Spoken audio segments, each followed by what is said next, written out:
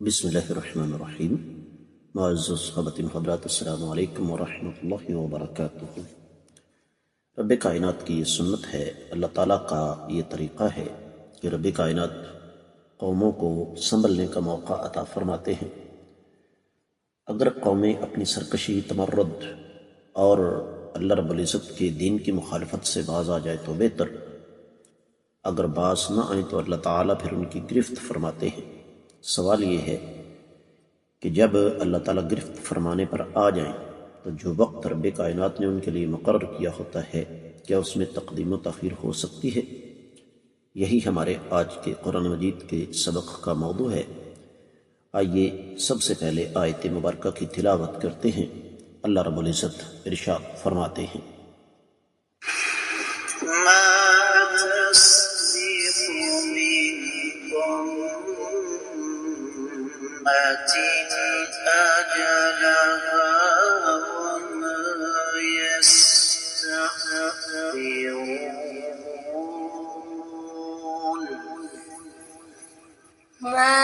تسبق من أمة أجلها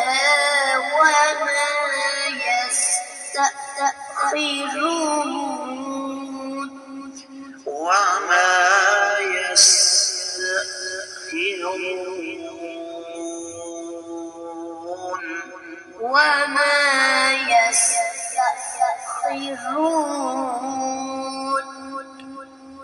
معزز خواتین حضرات، رب کائنات کی پاکیزہ کتاب قرآن مجید 18واں پارہ سورہ مبارکہ کا نام المؤمنون، اور اس سورہ مبارکہ کی آیت مبارکہ ہے 43۔ اللہ تعالیٰ فرماتے ہیں، ما نہیں تسبقو آگے بڑھی، من امتن کوئی بھی امت، آجالہا اس اپنے وقت مقررہ کے اعتبار سے، وما اور نہ ہی یستأخرون نہ ہی پیچھے رہی۔ بامحاورہ ترجمہ سماعت فرمائیے گا، نہ تو کوئی امت اپنے مقررہ وقت سے آگے بڑھی اور نہ ہی پیچھے رہی۔ امام ابن کثیر رحمۃ اللہ علیہ ارشاد فرماتے ہیں، یعنی بل یؤخذون حسب ما قدر لهم، بلکہ حسب ما قدر لهم تعالی فی کتابہ المحفوظ، کہ بلکہ ان قوموں کو گرفت میں لیا گیا رب کائنات کی طرف سے، اور اسی وقت گرفت میں لیا گیا جو وقت رب کائنات نے اپنی کتاب محفوظ یعنی لوح محفوظ میں مقرر کیا تھا، اور جو وقت رب کائنات نے اپنے علم سے مقرر کیا تھا، ایک کے بعد دوسری امت، ایک کے بعد دوسرا دور، ایک کے بعد دوسری نسل، اور کچھ لوگ، ایک امت گئی، دوسری امت اس کی جگہ پر آ گئی۔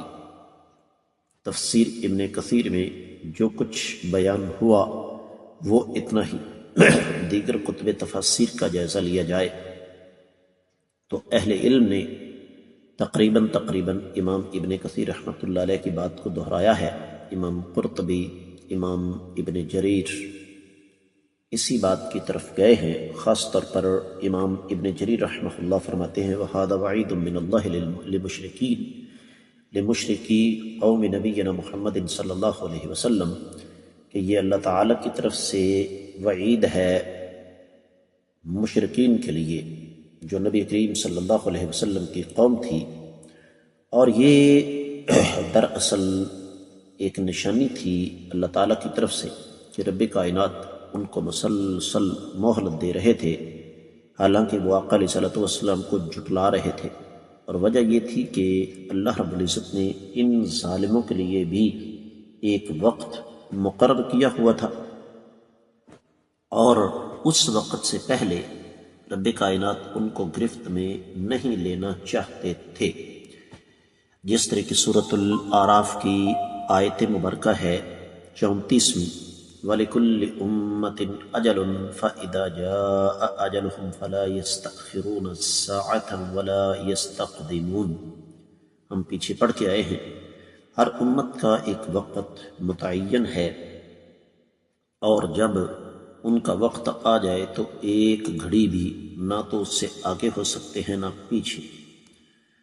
اور پھر اللہ رب العزت دوسرے مقام پر ارشاد فرماتے ہیں، سورۃ الاسراء یا بنی اسرائیل کی 17 آیت مبارکہ ہے، وَكَمْ أَهْلَكْنَا مِنَ الْقُرُونِ مِن بَعْدِ نُوحٍ، اور کتنے ہی سیدنا نوح علیہ السلام کے بعد لوگ گزرے ہیں۔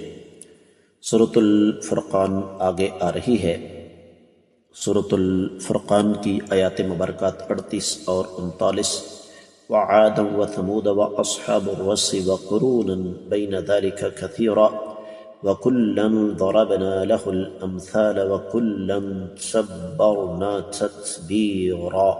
قوم عاد، قوم سمود، دیگر قومیں بہت ساری، ہر ایک کے لیے ہم نے مثالیں جو ہیں وہ بیان فرما دی ہیں، اور ہر قوم کو ہم نے تباہ و برباد کر کے رکھ دیا۔